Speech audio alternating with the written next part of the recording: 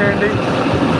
దీనికి support driving చేసినప్పుడు చాలా జాగ్రత్తగా మెలకువలు పాటించాలి.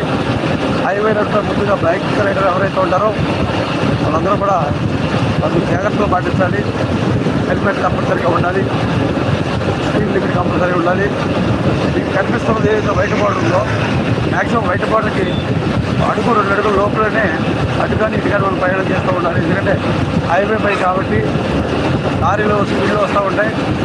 అదేవిధంగా ఓవర్టేక్ చేసుకున్న సందర్భంలో మనకి ఇబ్బంది లేకుండా ఉండడానికి మ్యాక్సిమం ఈ ఎంతో వైట్ లైట్కి దగ్గరగా ఉంటే మంచిది.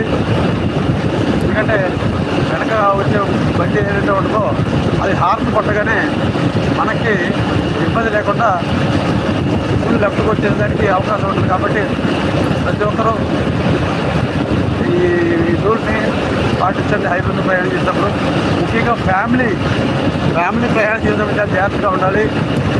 ఎందుకంటే ఫ్యామిలీలో పాటు మీతో పాటు మీ ఫ్యామిలీ ఉంటుంది, మీ భార్య పిల్లలు అందరూ ఉంటారు. కాబట్టి చాలా జాగ్రత్తగా ఓవర్ స్పీడ్ వెళ్ళకుండా కనీసం 40-50 స్పీడ్లో వెళ్తూ ఈ రోడ్ సైడ్లో వైట్ లైట్కి మ్యాక్సిమం వైట్ లైట్ దాటకుండా